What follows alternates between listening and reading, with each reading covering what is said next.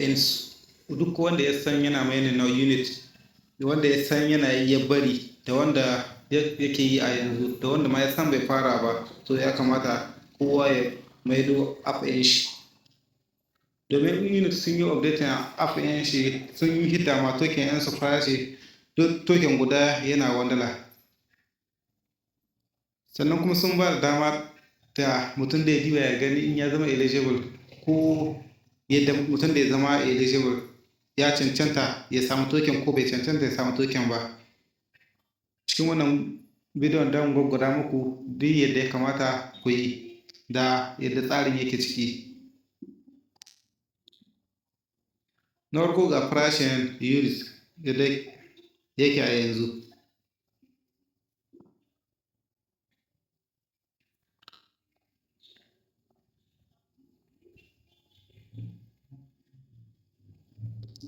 Gashi nan ga shi ne farashin unit.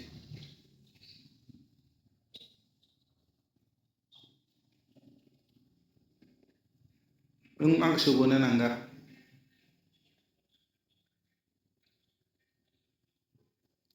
ga shi ne mutum da ya taya ya yi replacing unit ɗin shi wanda an ka bashi zuwa USDT, zuwa dala ta America. Unit ɗin da na yi mining wanda an ka bani duk da gashi na shi ne wannan, wanda aka yi verify shi wanda available shi ne wannan, wanda a pending wanda ba a yi hidda sabkar da shi a available ba shi ne wannan.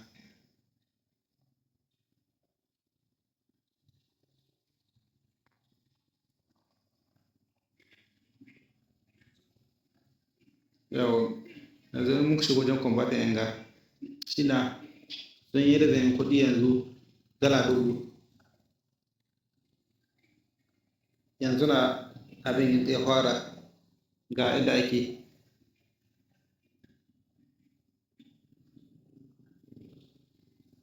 Shi na cikewa yana kawo nan ga da a yi list ɗin shi ITGE.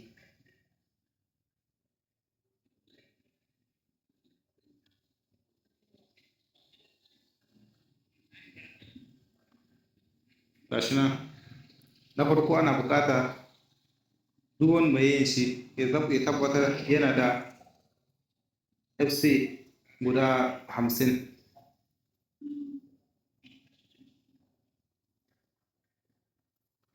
Ya tabbatar mutum shi da FC guda 50 zuwa sama. Sannan ana buƙata mutum ƙaranci ya gayyaci mutum guda 5. Gashi nan.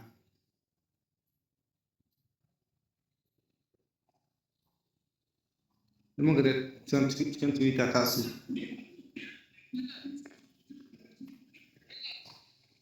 Cikin Twitter.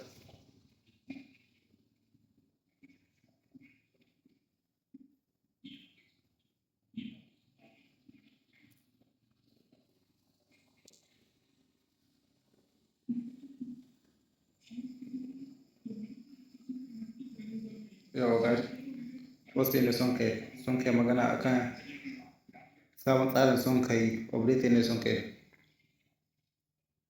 Nan gashin sun kai magana.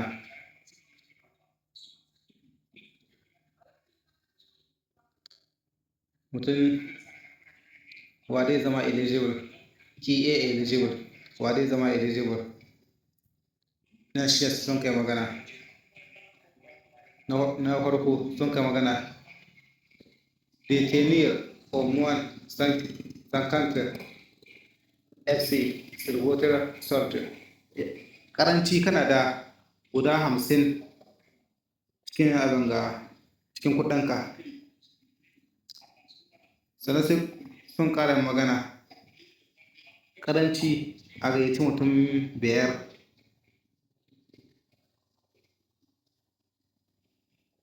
Sannan sun ƙara magana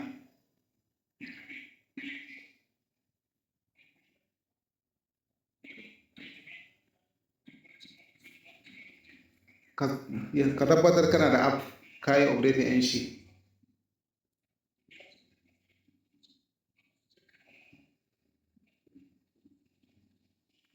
farashin shi na wanga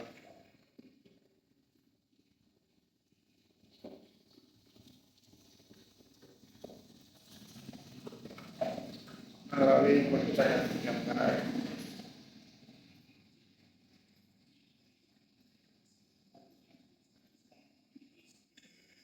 don muka dawo cikin app guda muku update ɗin da sun kai ga idan sun ka maido yanzu app ya ka aiki ga wurin main nan gana ake mai nan na aka shiga sai a taɓa wanga in ka taɓa shi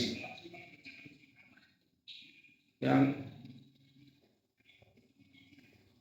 an taɓa wannan shi ne don shi na sabon bayanin wanda ake yi yanzu ga duka alamu nan kusa za a lista yin shi don haka kuma yi da hankali da mainin na wannan project da kuma ta ku danya mana subscribe da alamun ƙararrawa da liking da comment domin jin ra'ayoyinku.